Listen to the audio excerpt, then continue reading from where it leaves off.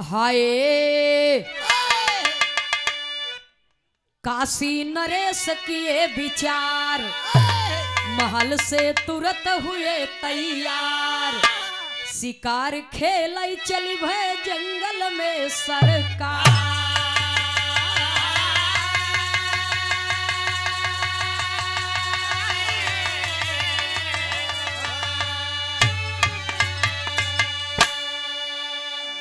बाबा भोलेनाथ उनके भक्ति से प्रसन्न हो के आशीर्वाद दे के चला गए कि जा दीर्घायु हो, सदैव खुशी रहे, आपका परिवार ऐसे हरा भरा रहे।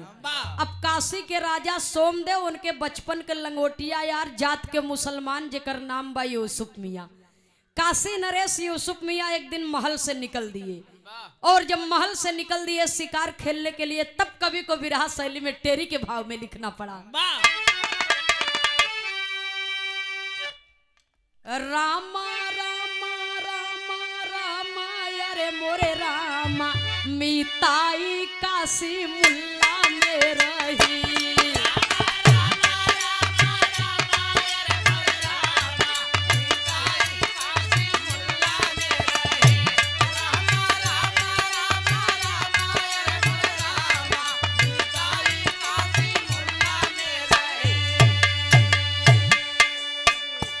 गईले शिकार खेलई वन में पहुँचे जाई, मिताई काशी मुल्ला में रही।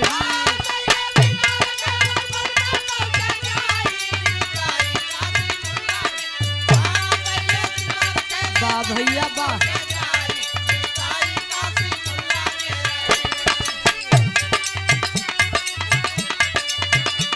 जय हो। घोर बियाबान जंगल में पहुंच गए, शरीर एकदम थकावट से चूर हो गई, घोड़ा रोक दिए, दोनों जने एक पेड़ के छांव तले बैठ गए। काशी नरेश के नींद आई गए, सोई गए। यूसुफ मियाँ लेटा है लेकिन जागत है। तो जौने पेड़वा के नीचवा काशी नरेश यूसुफ मियाँ आराम करत हैं, वही पेड़े के ऊपर चकई चकवा चकोर पंछी के जोड़ा बैठा बा। तो चकैया चकौना से कहे, बाबू गिरधारी लाल यादव जी के भाई हैं रामबली यादव जी, आपके करकमलों द्वारा सादर 101 रुपया का आशीर्वाद, बहुत बहुत सादर नमन है आपको।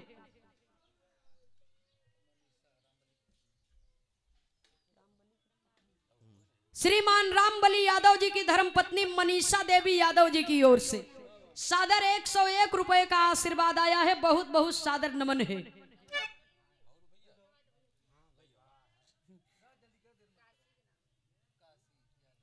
अच्छा, काशी यादव,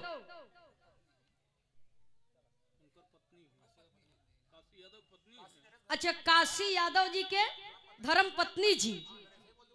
हाँ ठीक बा, काशी नरेश बोल दे तो होई कुछ न जाए, लेकिन हम जब कंफर्म हो जाए तभी बोलब न। सादर 51 रुपए का आशीर्वाद आया है, बहुत बहुत सादर नमन है।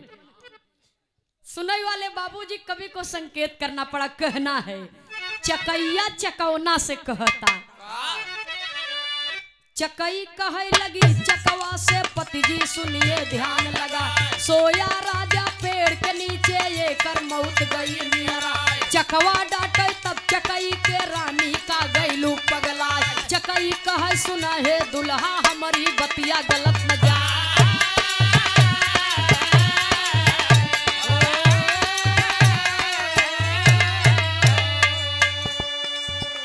चकवा कहे लगा फटकार, चकवा कहे लगा फटकार,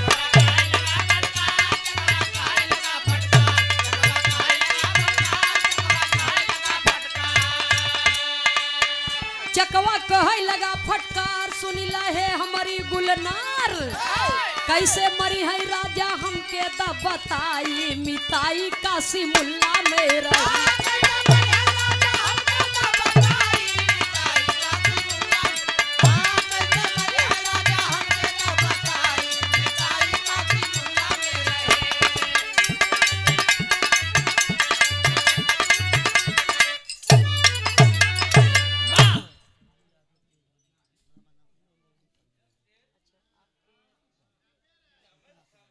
श्रीमान तेजवली यादव जी की धर्म पत्नी जी संजू यादव जी की ओर से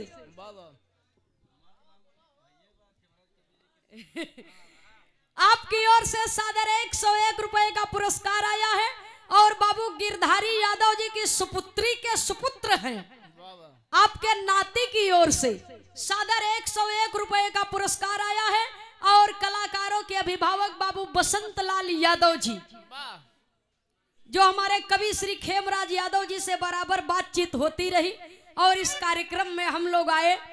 बहुत बहुत सादर नमन है आपकी ओर से सादर 101 रुपए का आशीर्वाद आया है। आई गया भैया, हम जोहत रहे कहाँ चला गया भाई। भैया लालता यादव बल्टा वाले आपके लालता यादव भैया का लड़का लल्लन यादव आई कहा था पानी वाला है पैसा है भाई। हाँ तो दूधवा वाला बोल दे भाई कोनो दिक्कत नहीं न, शायद 50 रुपया लीटर बा यह समय जैसे फैट परत हो वही हिसाब से डेयरी में बेच लेती, लेकिन वही मंगवा तो 50 रुपया लीटर। सादर 20 रुपए का पुरस्कार आया है। बहुत बहुत सादर नमन है बाबू लालता यादव जी की ओर से। सुनाई वाले बाबूजी जरा गौर करेंगे, मनोरंजन अपने जगह पर बा, मिनट आधा मिनट के लिए इंसान मनोरंजन ले ले, लेकिन बिरहा का बात बिरहा पर रहे, ध्यान कहानी पर रहे। चकैया चकौना से कहता कि ये सैया ये जो दोनों पेड़ के नीचे लेटे हैं इनकर मौत होई वाली बा। तब चकवा चकई से सवाल करता। बिरहा में एक लाइन तर्ज का भाव है मास्टर साहब, कहना है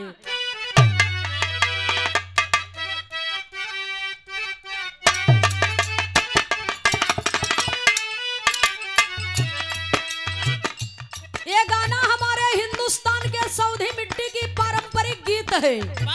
एक हमार महतारी बहन लोग गावत थी कब जब शादी ब्याह पड़त महतारी बहन लोग गावत थी कैसे भैया हो।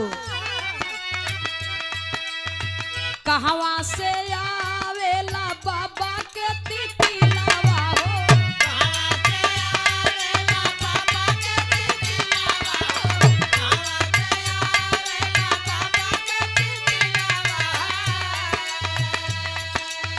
कहवा से आवे लाली मैना अहिरे सांवरिया, कहवा से आवे लाली मैना अहिरे सांवरिया,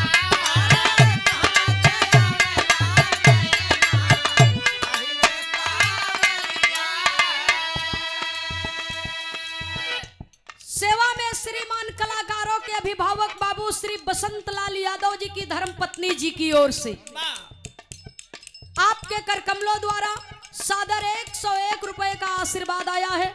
माननीय माता जी के श्री चरणों में सादर प्रणाम करती हूँ, नमन करती हूँ।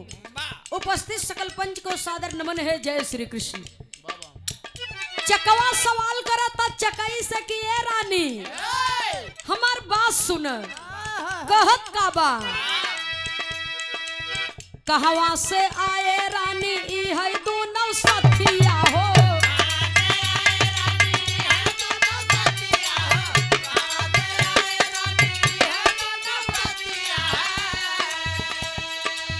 कहवा पे ये न कर निवास बा मन उदास काहे बा, कहवा पे ये न कर निवास बा मन उदास काहे बा, कहवा पे ये न कर निवास बा मन उदास काहे बा। इस बिरहा को कराने में बाबू बसंत लाल यादव जी की हार्दिक इच्छा थी कि बिरहा होए के चाहिए। बाबू बसंत लाल यादव जी के कर कमलों द्वारा सादर 101 रुपया दे करके सम्मान किया गया। बहुत बहुत सादर चरण स्पर्श आशीर्वाद की कामना है। आशीर्वाद दे कि हम बच्चे अपने कला क्षेत्र के फल में हमेशा कामयाब हो। जय श्री कृष्ण।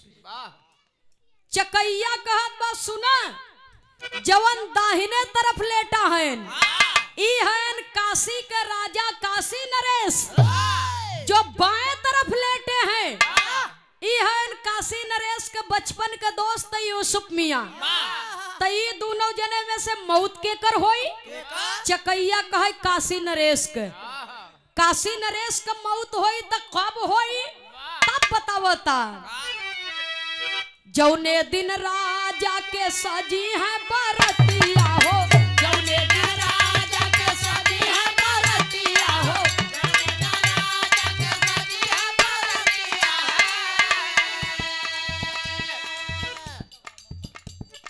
परम आदरणीय परम सद्य श्रीमान झूरू यादव जी, विश्वनाथ यादव जी आपके मामा हैं।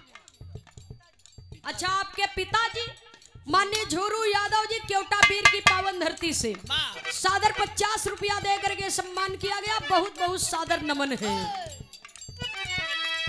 जौने दिन राजा के सजी है बरतिया हो,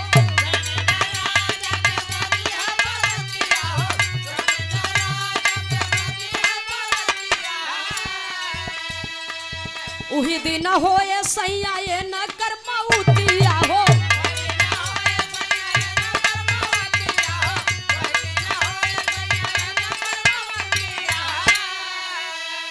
अरे होत पिया हम के आभास बा, मन उदास काहे बा। चकैया कहा था चकवा से कि ए सैया राजा का बियाह परई वाला बा। जौने दिन ये दुल्हा बन के हाथी पर बैठे लगी, हथिया इनका ढकेल दे अपने पैरवा के नीचवा से दबाए दे। ओही के तरह दबाए के राजा मर जई।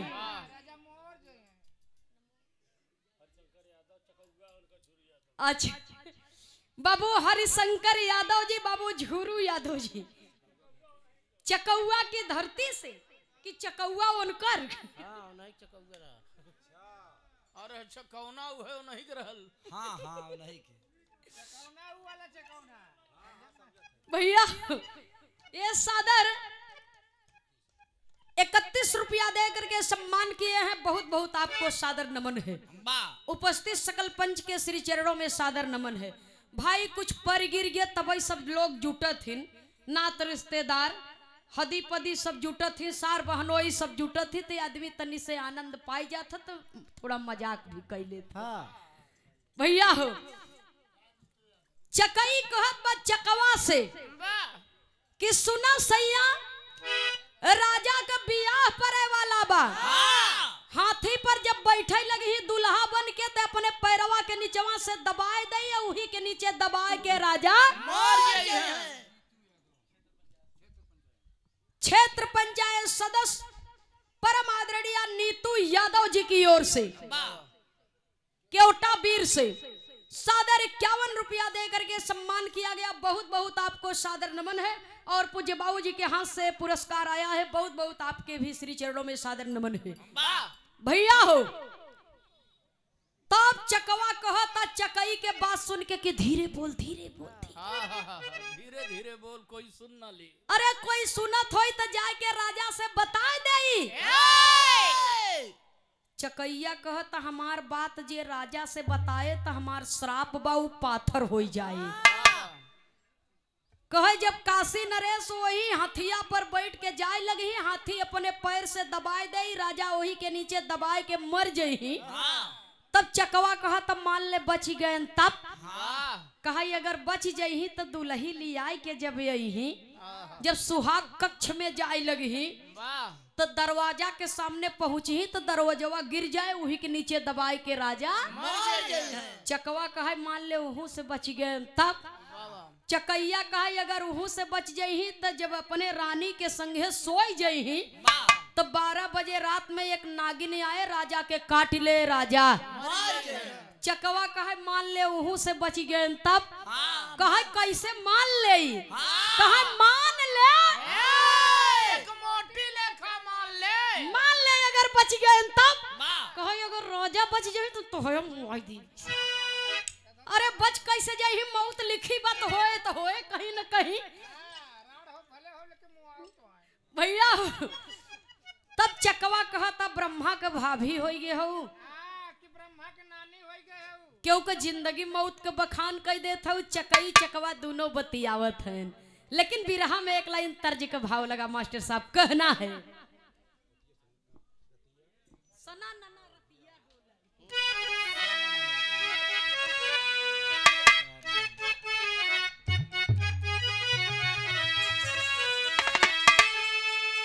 अभी अभी आप लोगों ने सुरेंद्र भैया जी के मुखार बिंदुओं से ये गीत सुना। पुरनिया दादा लोग बतावे बाबूराम कैलाश जी कहे मुसहर भाई लोग चिलम में गांजा चढ़ाई के जब पिए लागे तो वही गांजा के चिलमी में से जवन धुआं निकला है वो धुआं में से ही धुन निकली है। राम जाने धुआं से धुन कैसे हेर लिए तब गावे कैसे गावे भैया हो। अरे साना ना ना रती हम तो है कुछ थोड़ो को हाथ है मुर्गी आएगी का ऐसा दादा गावत रहे नहीं दादा का गाना यार रात रहा नहीं फहराजिन खाली ढोल बजावे बतावत है जान लई हो आनंद ले खोई तो कबो कबो वैसे नहीं गाओ का कहे अरे साना नाना रतिया डोलाई हे साना नाना रतिया डोलाई बाहई जब पावन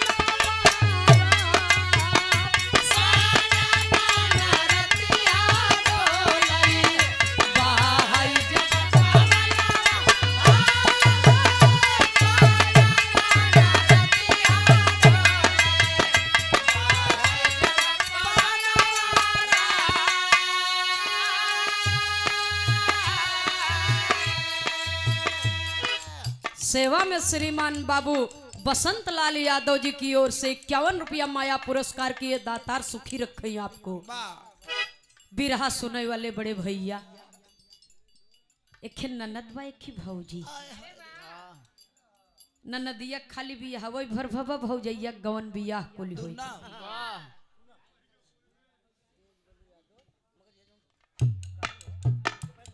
अच्छा बाबू तेज बली यादव जी की ओर से सादर 101 रुपया दे करके सम्मान किया गया। बहुत बहुत सादर नमन है, आशीर्वाद की कामना है। कहत है निहे लेनिया फिर से गाय दो तब बतावा। साना ना ए साना ना रतिया डोलाई बाहई जब पवन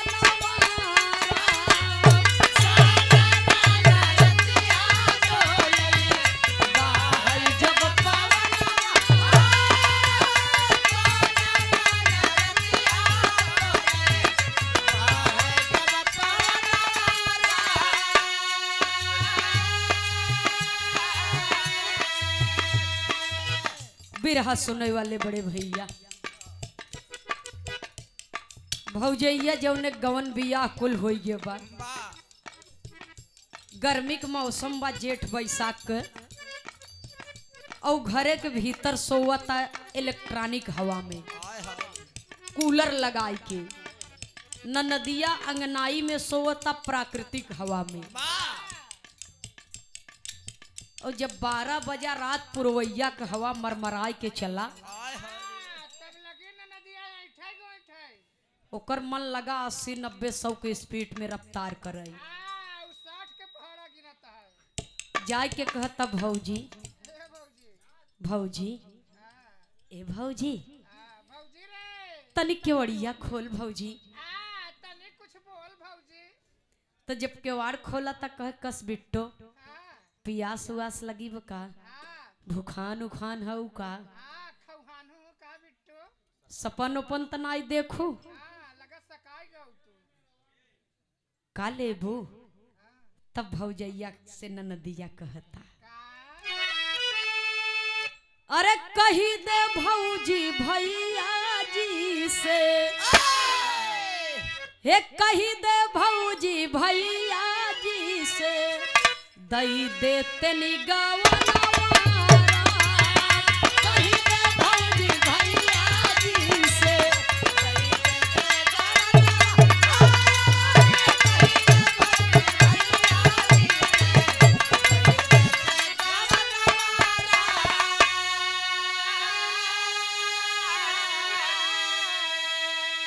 सेवा में श्रीमान बाबू बसंत लाल यादव जी की ओर से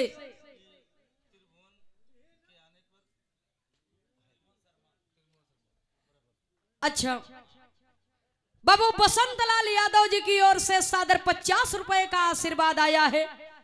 बहुत बहुत सादर नमन है। और आपकी ओर से बड़े भैया श्री त्रिभुवन शर्मा जी के नाम से ये सादर 50 रुपए का पुरस्कार आया है।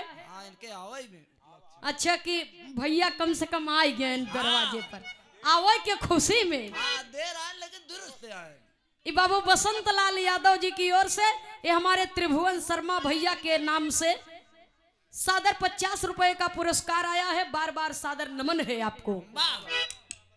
भौजैया कहता अरे बाप रे बाप गौने जाई बरे 12 बजवा रात की तो है नींद नहीं आवता।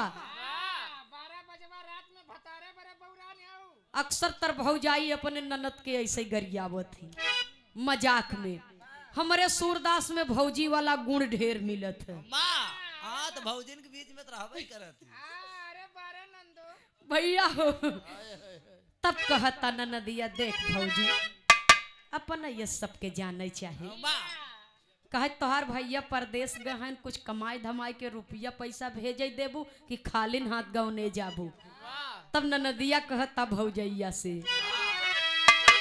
अरे दुई चीजिया हमके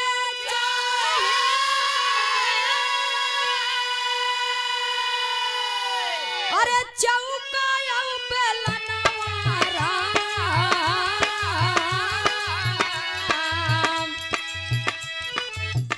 चौका बेलना लेके का करबू। अरे दुनिया के बहन बिटिया जाती अपने ससुरे धान पिसान गहना जेवर लेके जाती और तू चौका बेलना लेके जाबू। आजकल के सासु ननद कुल हाइब्रिड हो गए हैं। वाला सामान राण के बिटिया लेके चली आई गरियौबो करही हमहू के तोहू के कि चबौनो अलगौझी वाला सामान लेके आई है चौका बेलना चिमटा कल छुल। तब कहता नदिया भौजी से मजाकिया अंदाज में। ये गीत के भाव पर सेवा में श्रीमान बाबू बसंत लाल यादव जी कार्यक्रम के मल्लिकार महोदय कलाकारों के अभिभावक आपके करकमलों द्वारा सादर 50 रुपए का आशीर्वाद आया है। बहुत बहुत श्री चरणों में सादर नमन करती हूँ। जय श्री कृष्ण। लोई काटत गाल हीलै लोई काटत गाल हीलै बेलत की का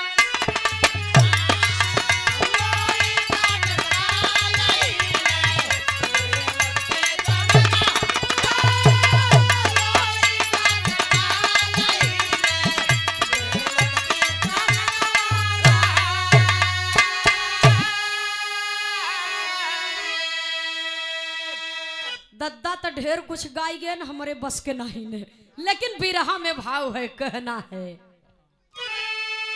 अरे चाकई से चकवा का हई चाकई से चकवा का हई लागी तब बाया चाकई से चकवा का हई लागा तब बाया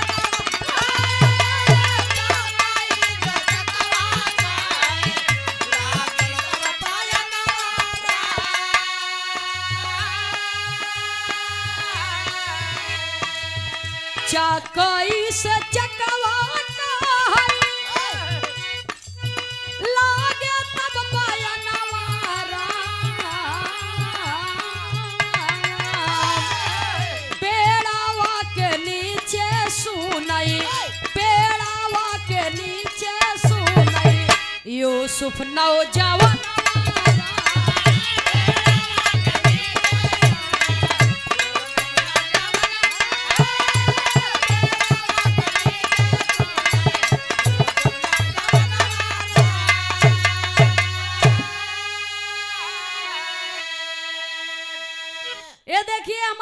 बसंत लाल यादव जी के बड़े चहेते हैं श्रीमान त्रिभुवन नाथ शर्मा जी की ओर से बरैनी से ये बरैनी के पावन सरजमी से बाबू त्रिभुवन नाथ शर्मा जी की ओर से जो हमारे बाबू बसंत लाल यादव जी के बड़े प्रिय हैं, सादर 101 रुपया दे करके सम्मान किए। बहुत बहुत आपका सादर अभिनंदन बंदन है। जय श्री कृष्ण। लालता यादव का लड़का पानी वाला 151 रुपया ला 50 रिटर्न कर फिर आए तो। हाँ मतलब 100 रुपया दे था कहा था 151 ला 50 रुपया लौटावा फिर आए। हाँ हाँ भाई पानी वाला जो सो भैया। ई भैया हम बोल दे थे जितना कहत है। ई भैया लालता यादव बल्टा वाले दूसरा नंबर लड़का बड़ा नारी लड़का मोहब्बत का रस वाला। अच्छा भैया, ई भैया लालता यादव बल्टा वाले के सुपुत्र हैं, बड़ा रसिया मनई हैं। दूसरा नंबर के उनका लड़का है लल्लन यादव। मोहब्बत का रस ले वाला। मोहब्बत कर रस। ई भैया मोहब्बत में जीना बा, मोहब्बत में मरना बा। आपके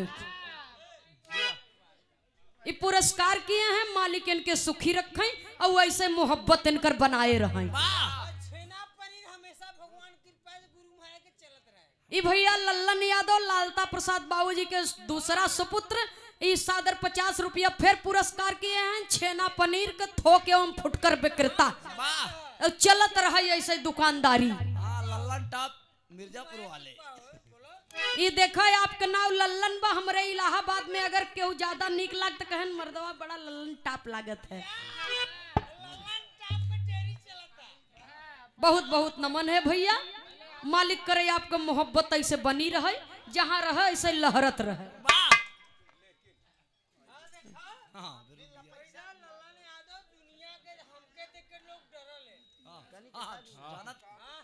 इतना मोहब्बत बरसावत हो भाई। मोहब्बत करे वालन से देश डेरा था भैया। मोहब्बत फाटे न।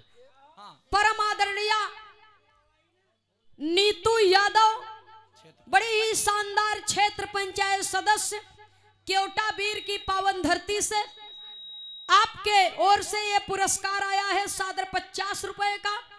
हमरे जीते जाई नहीं राजा जी के जनवार। हमरे जीते जिंदगी मेरे दोस्त की जिंदगी तो नहीं जाएगी, मैं जाने नहीं दूंगा। सुनने वाले श्रोता सज्जनों, तब तक काशी नरेश की नींद खुल गई। कहे भैया चला घरे चली, फिर कभू आवाज आए शिकार खेले।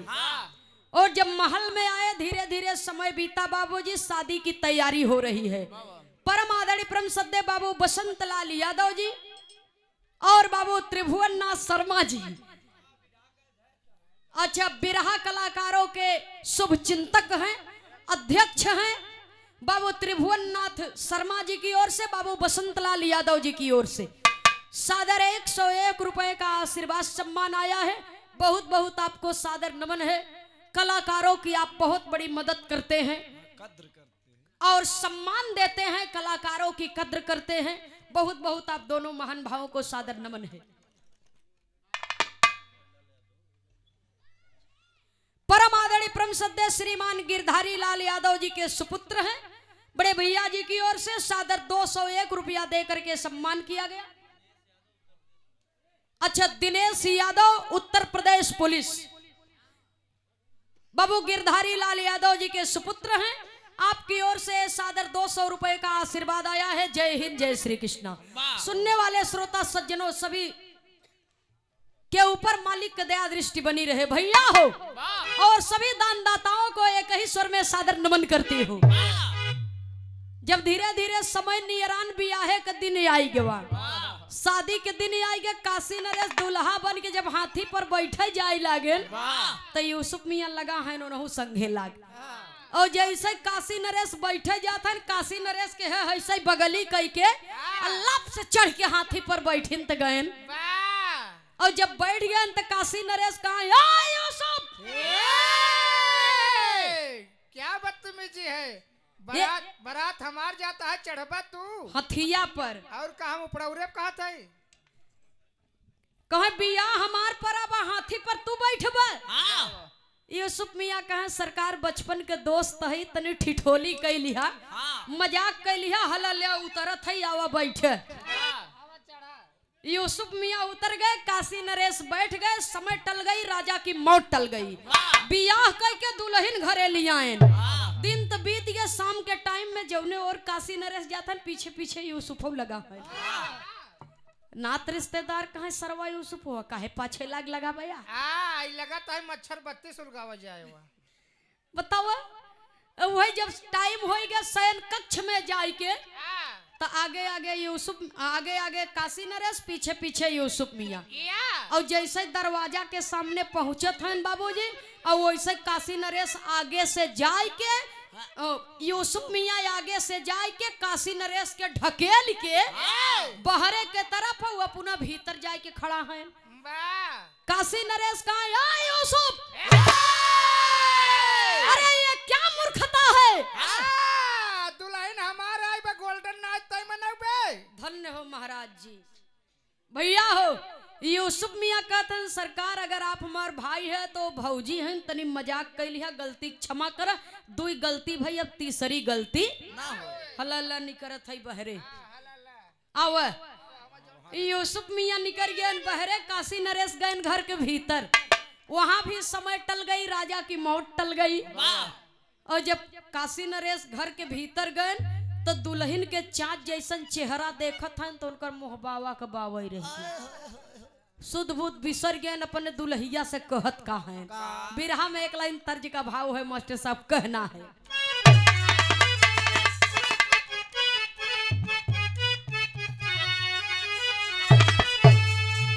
अरे कहिया ले आई है तोहार बिरना भौजैया पूछली ननदिया से। एके जब नवा गवैया गायन तो एके तनी परिवर्तन कई दी है, कंपोज कर दी। हाँ थोड़ा सा रसील कई दी है। अरे हंस के तू देखा जे एक बेरिया, हंस के तू देखा जे एक बेरिया, हम मरी मरी जाई तोहार किरिया, हम मरी मरी जाई।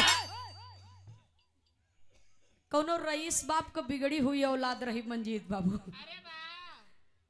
और एक जने पाल जी लग्गा लिहे भेड़ी चलावत रहे, वही बगल से ठे लड़की जाता तो लड़कवा कहता हंस के तू देखा जे एक बेरिया, हम मरी मरी जाए तोहार भेड़िया बहोरत हुर हुर बार पाल जी। भैया हो तो पाल जी कहा है बच्ची, ए बच्ची देख देता हूँ, देख देता हूँ अगर लेकिन हंस के देखे, अगर ससुर तोरे हंसे से देखे से न मरेन तो है लगवा हम रेल के घुरेज के तब मारब धै सारे के न मरेन तो हम ही लग गई से नहीं मुआ हूँ। तने हंस तय बच्ची हंस दे। तर्ज रहा, लेकिन बिरहा में कवि को संकेत करना पड़ा, कहना है हे रानी से राजा कहले बतिया, रानी से राजा कहले बतिया, आज कैसे सुहगवा के कटी रतिया, आज कैसे सुहगवा के कटी रतिया,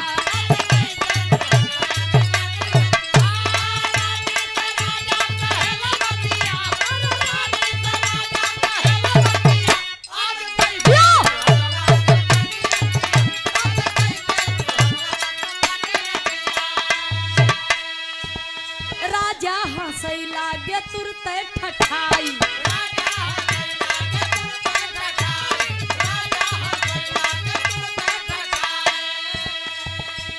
रानी के लिहले उगरवा लगाई, रानी के लिहले उगरवा लगाई,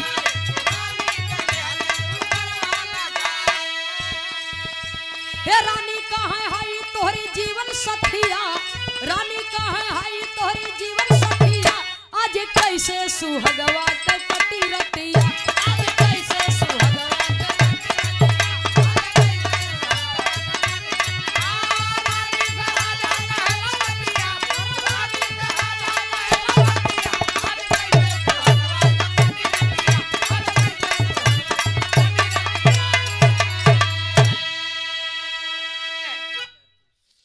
सेवा में श्रीमान बाबू पप्पू कोटेदार महोदय जी अख्तियारपुर की पावन धरती से सादर 101 रुपया देकर के सम्मान किए, बहुत बहुत सादर नमन। जय श्री कृष्ण। गाना करीब में है, बिरहा का आखिरी तर्ज कवि को संकेत करना पड़ा बाबूजी, राजा रानी के देखे में इतना मशगूल हो गए कि दरवाजा ही बंद करब भूल गए।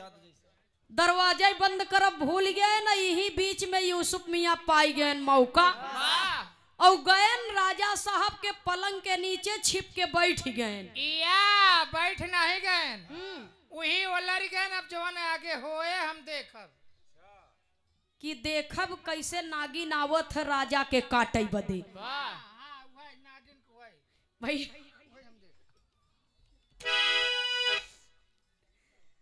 तो जब ये तना बतिया यूसुफ मियाँ सोचत है आए हर जब पलंग के नीचे छिप के बैठ गए तब राजा रानी की चेतना लौटी।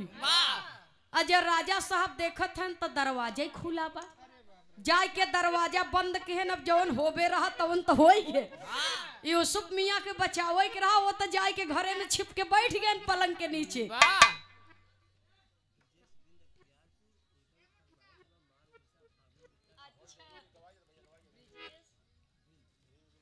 सेवा में श्रीमान बाबू ब्रिजेश बिंद जी अख्तियारपुर की पावन धरती से सादर 101 रुपया देकर के सम्मान किए।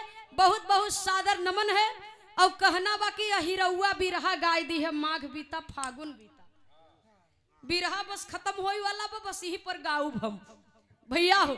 बहुत बहुत सादर नमन है। जय श्री कृष्ण। सुनने वाले बाबूजी कवि को संकेत करना पड़ा। बिरहा में एक लाइन तर्ज का भाव है मास्टर साहब, कहना है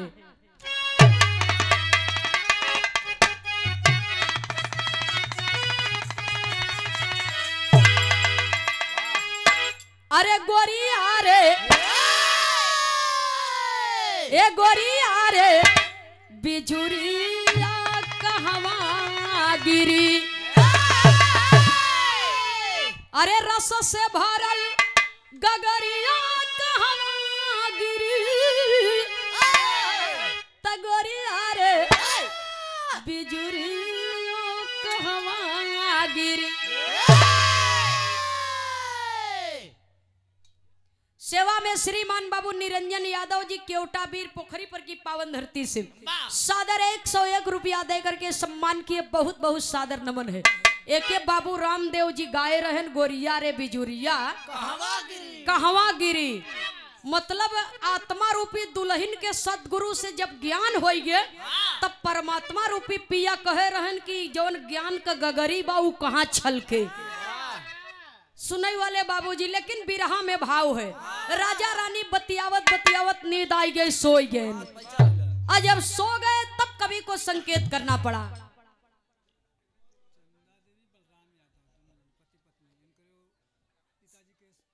सेवा में श्रीमान बाबू बलराम यादव जी की धर्म पत्नी जी परम आदरणीय चंदा देवी यादव, आपके स्वर्गीय पूज्य पिताजी की त्रयोदशा तेरही में हम लोग आए हुए हैं और आप दोनों की ओर से ये सादर 200 रुपया देकर के सम्मान किया गया। मालिक जोड़ा बनाए के रखे, परिवार सुखी रहे। बहुत बहुत सादर नमन। जय श्री कृष्ण। सुनने वाले बाबूजी कहना है जब नगिनिया चली राजा के काटे बदे तब यूसुफ का करत है। अरे यूसुफ लिए तलावरिया पहुंची गए, यूसुफ लिए तलावरिया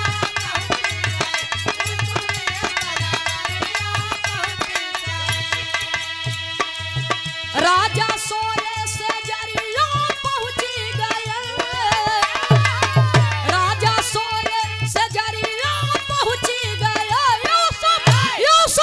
यूसुफ लिए तलवारिया पहुंची गए,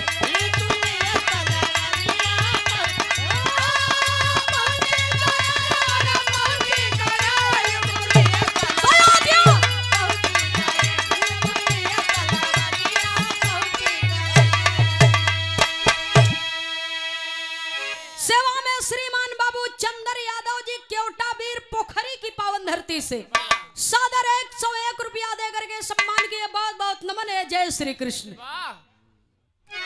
अरे भैली समैया तब चलली नगिनिया, काट लिया यूसुफ नागिन के गर्दनिया, काट लिया यूसुफ नागिन के गर्दनिया,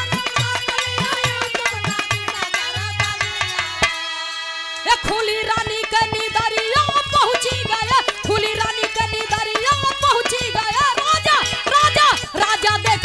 नजरिया पहुंची गए।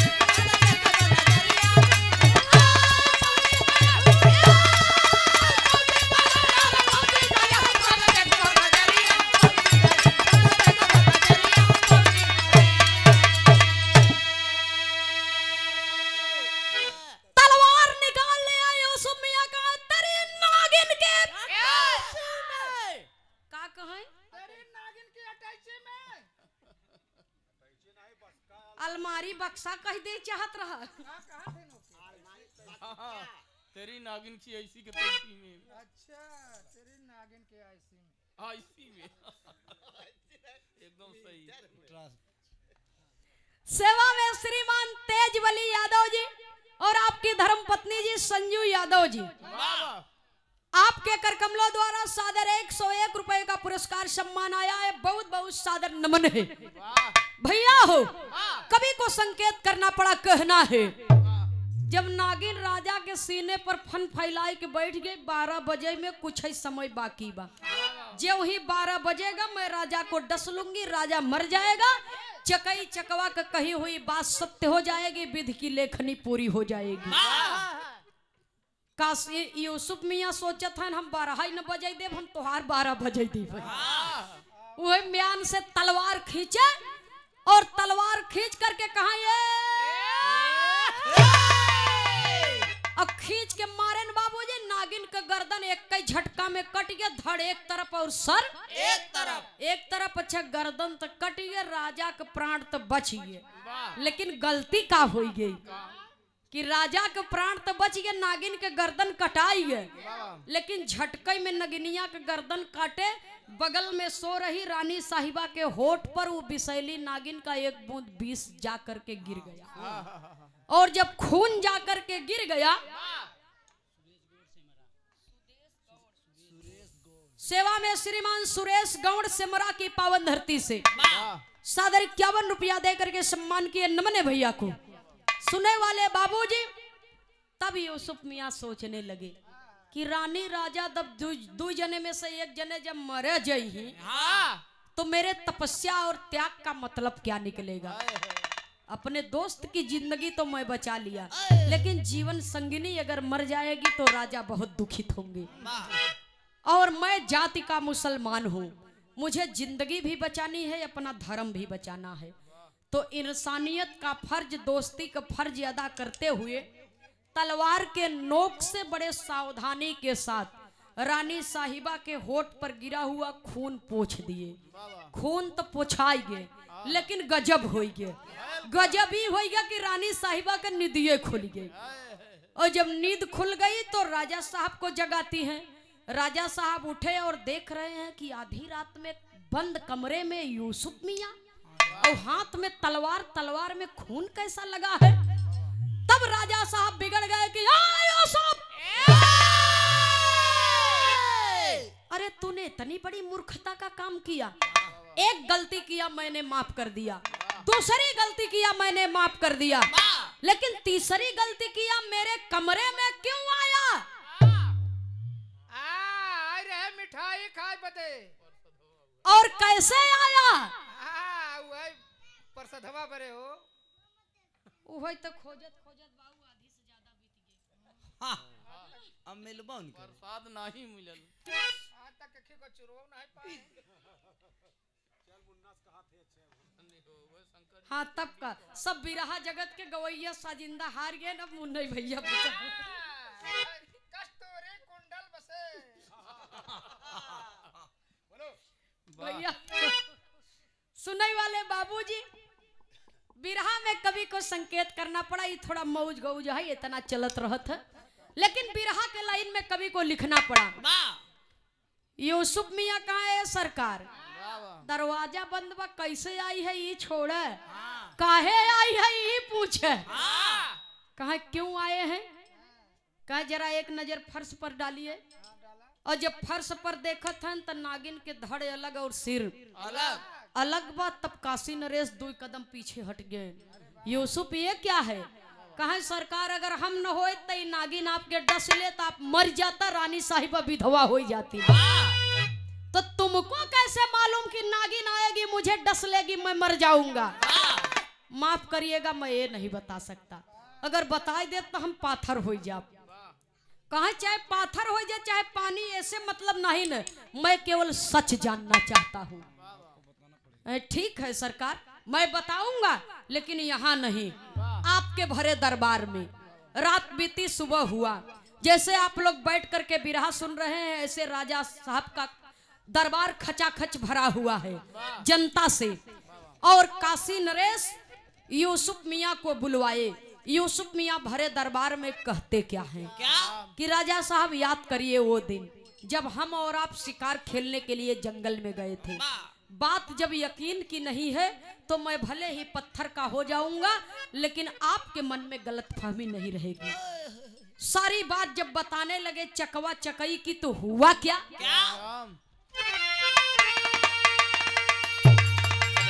अरे बनी गए पत्थरा, ए राम बनी गए पत्थरा, ये भैया बनी गए पत्थरा। बताया यूसुफ जब कहानिया, बन गए पत्थरा।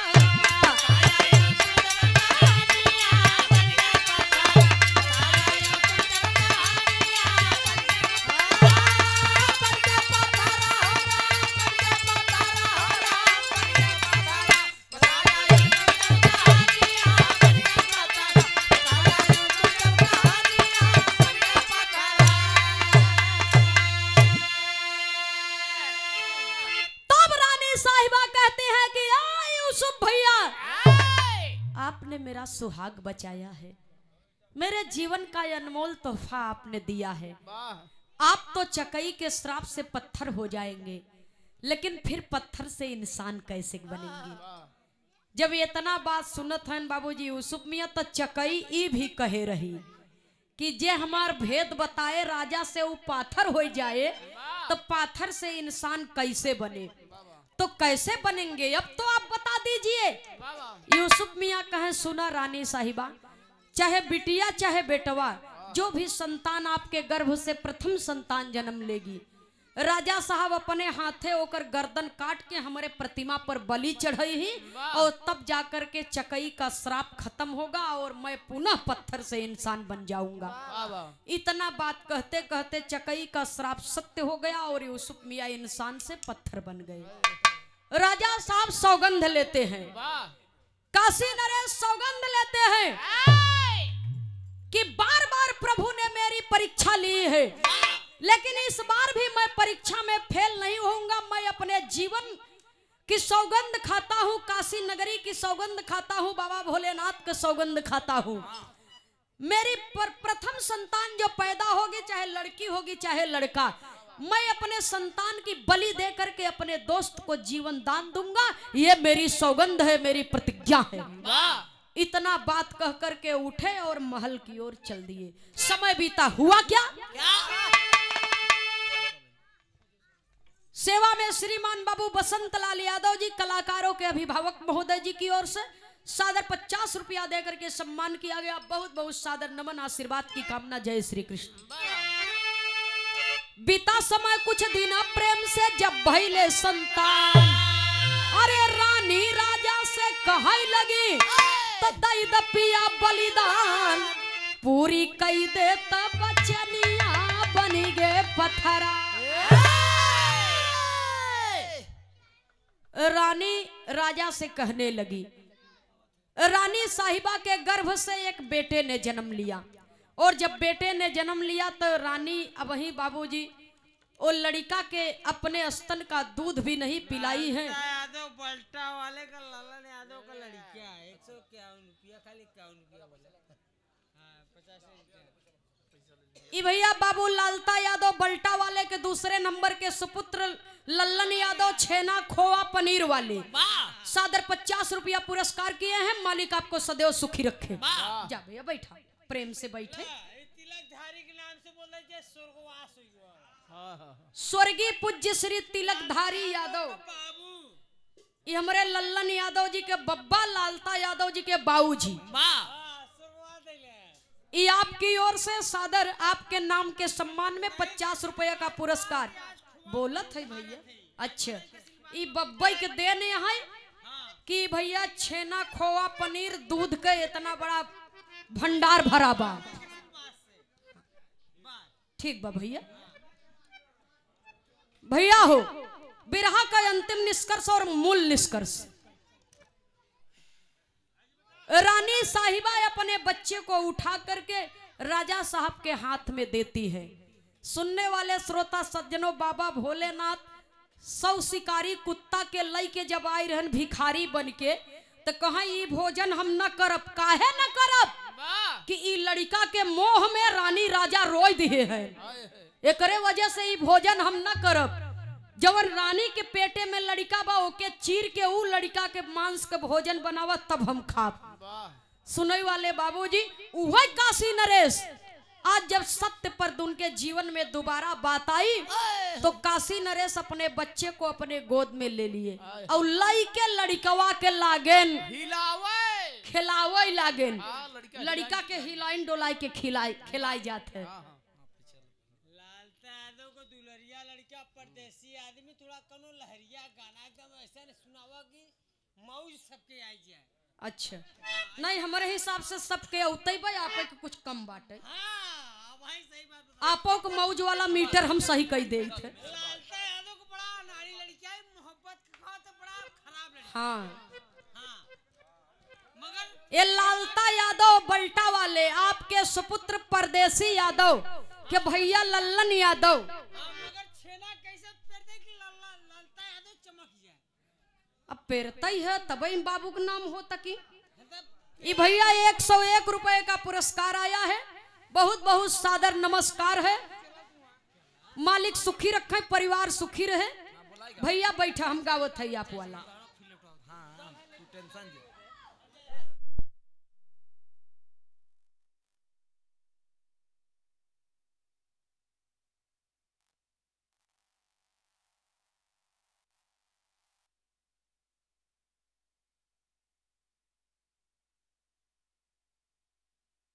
चपक ही गर एक करे वजह से 60 हो गए। ठीक बा, आप लोग बैठ जाए। हो गया, चलो कोनो नुकसान नहीं भ हानि नहीं हुई कोई। अब शांत रहे आप लोग। भैया हो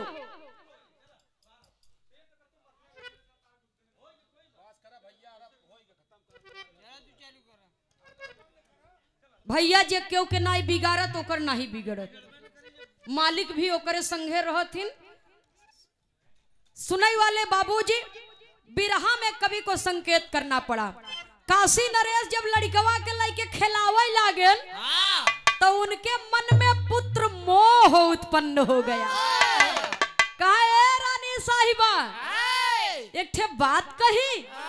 कह बोला स्वामी, कह सुना, अगर मैं जिंदा रहा, मैं सही सलामत रहा, मेरी नगरी सही सलामत रही, ना जाने कितने यूसुफ आएंगे और जाएंगे। लेकिन अगर ये लड़का के काट के हम बलि दे देबै, फिर पता नहीं तोहरे कोखी बेटवा पैदा होई कि न होई। अगर बेटवा ना पैदा भ तो मेरी गद्दी उत्तराधिकारी के बगैर सुनी रह जाएगी। इसलिए मैं अपने राजगद्दी के वारिस के गर्दन काट के बलि ना दे। वाह, जवन राजा अपने रानी के पेट चिरवाई के लड़का खियाई दिहन बनवाई के, वो राजा अपने लड़का के मोह में अपने धर्म से विमुख हो रहे हैं।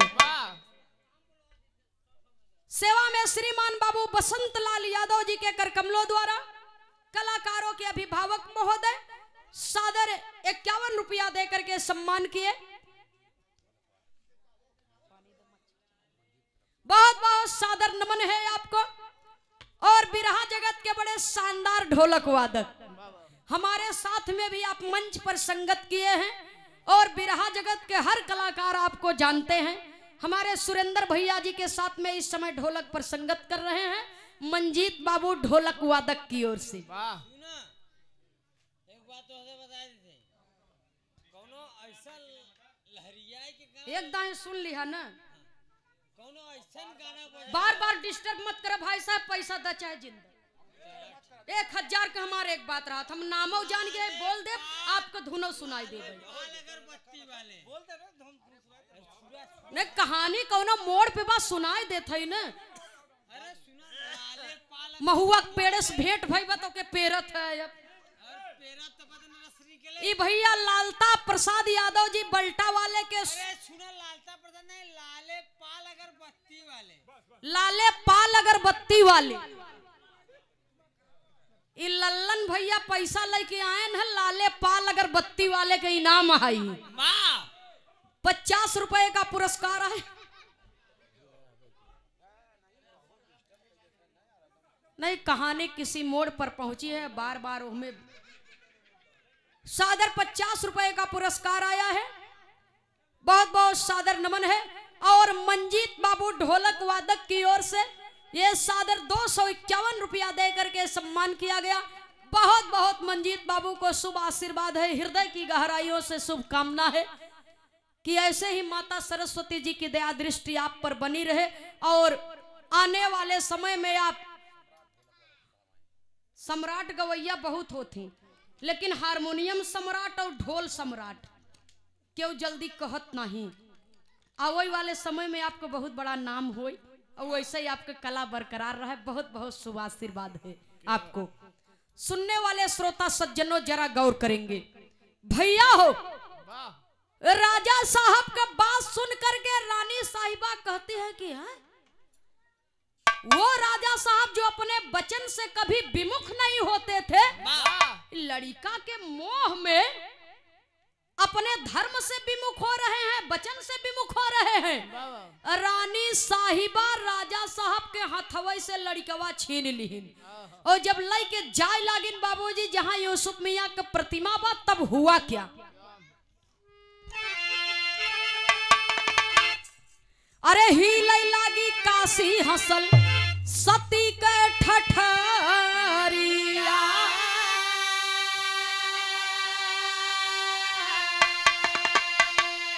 अरे बाबा विश्वनाथ धसे जमी के भीतरिया जे का जाने सारी दुनिया बन गे पता।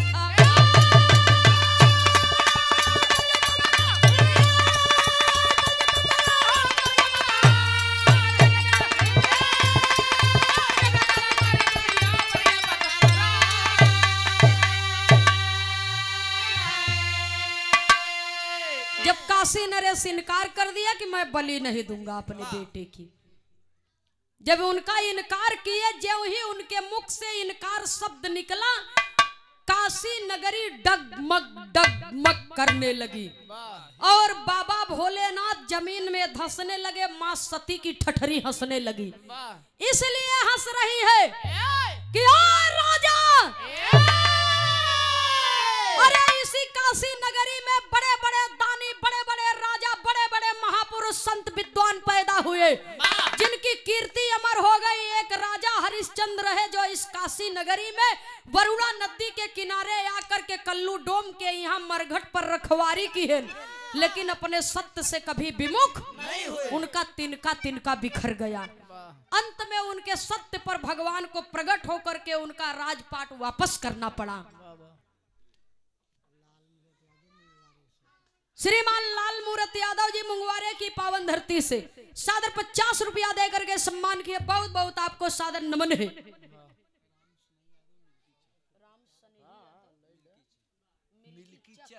श्रीमान राम स्नेही यादव जी मिल्की चक से सादर 101 रुपया देकर के सम्मान किए। बहुत बहुत सादर नमन आशीर्वाद की कामना है। भैया हो रानी साहिबा कहती है कि ठीक है, आप नहीं बलि चढ़ाएंगे, आप अपने वचन से मुकर सकते हैं, पर मैं आपकी पत्नी हूं और जब मैं आपके वचन की रक्षा न कर सकूं तो फिर मेरा पत्नी होना बेकार है। इसलिए रानी साहिबा वादा राजा साहब ने किया, लेकिन निभाने कौन जा रहा है? उनकी पत्नी।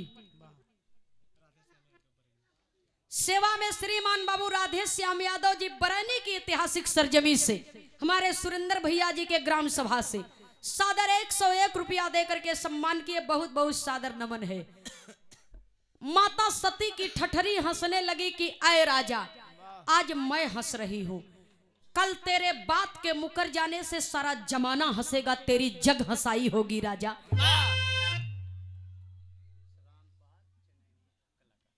सेवा में श्रीमान विश्राम पाल जी और चनैनी एक गीत हुआ करती थी जिसमें सांवर लोरिक और लोरिकायन की चर्चा हुआ करती थी। चनैनी के आप बड़े ही शानदार कलाकार हैं। आपकी ओर से सादर 51 रुपए का आशीर्वाद सम्मान आया है। बहुत बहुत सादर नमन, आशीर्वाद की कामना है।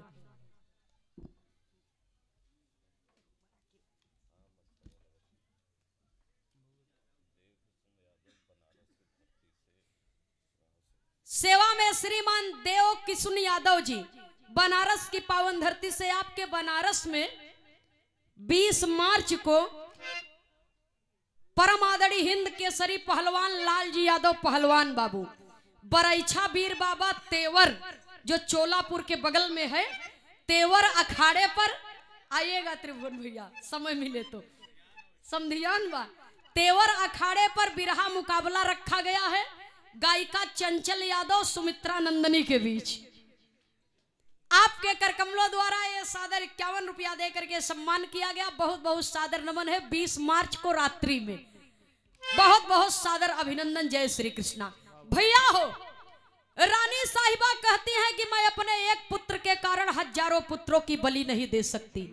अर्थात राजा और प्रजा का रिश्ता पिता और पुत्र का होता है। जब डगमग होत काशी नगर या धंसी जाए पताल में, कहाँ रहबे आप और कहाँ रहे आपके राजधानी, कहाँ बैठे गद्दी के वारिस। राजा साहब की चेतना लौटी और उस बच्चे को अपनी गोद में उठा लिए और यूसुफ मियाँ के प्रतिमा पर लेकर के पहुंचे और खंजर से बच्चे के गर्दन पर वार करने लगे। और जब वार करने लगे बाबूजी, माँ पास में खड़ी है। देखने वाले तमाम नर नारियों का तांता लगा हुआ है। सब लोग देख रहे हैं, सबका नेत्र सजल है, हृदय द्रवित है। लेकिन अपने पति के सत्य के कारण आज माई की ममता कठोर हो गई।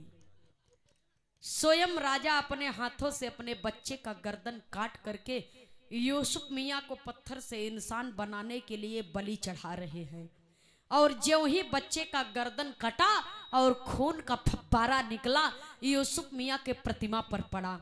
जब यूसुफ मियाँ के प्रतिमा पर पड़ा बाबूजी, तो बच्चे का गर्दन तो कटा गया, बच्चे का गर्दन तो कट गया, लेकिन यूसुफ मियाँ चकई के श्राप से मुक्त हो गए और पत्थर से इंसान हो गए। यूसुफ मियाँ तो पत्थर से इंसान हो गए, लेकिन जो दृश्य था उस समय का, यूसुफ मियाँ जब देखते हैं बाबूजी, राजा साहब के लड़का का सर अलग और धड़ अलग बा।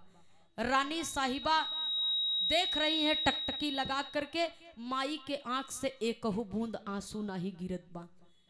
यूसुफ मियाँ जब ये सब देखते हैं बाबूजी, तो बाबा भोलेनाथ से कहते हैं कि हे प्रभु, अगर मैंने सच्ची निष्ठा से दोस्ती का फर्ज निभाया है, निस्वार्थ दोस्ती की है, तो आप मेरी जिंदगी ले लीजिए, लेकिन इस बच्चे को जीवित कर दीजिए। बाबा भोलेनाथ प्रकट हुए और अमृत बूंद टपका करके उस बच्चे को जीवित कर दिए। और जब लड़का रोवे लगा बाबूजी, हाथ गोड़ फेंके लगा, तो माई धधाए के अपने लड़कवा के उठाए के अपने अचरा में समेट के ममता के मोतियों की बौछार कर देती है। और राजा की मुरझाई हुई बगिया फिर से खिलखिला करके हंस पड़ी। तब बाबा भोलेनाथ कहा, कुछ आपो मांग ले यूसुफ अपने बदे, कहा हमें कुछ न चाहिए।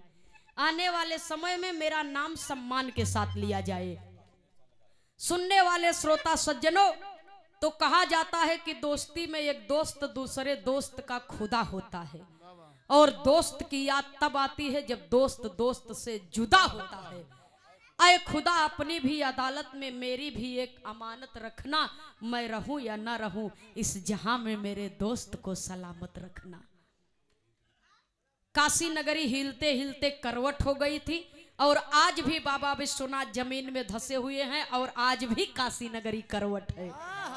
मणिकर्णिका घाट के जब आगे बढ़ेंगे तो वहां से साक्षात आपको दिखाई देगा, आज भी काशी नगरी करवट है। आखिरी लाइन में खानदान के परिचय के साथ में, अच्छा ठीक बा, बादे में बोल दे। सुरेंद्र भैया जी फरमाइश की है, नेखे हिरौआ बिरहा के कहत गाय दे। सेवा में श्रीमान सुरेश यादव जी मूलापुर डेरवा की पावन धरती से सादर 101 रुपया देकर के सम्मान किया गया। बहुत बहुत सादर नमन, आशीर्वाद की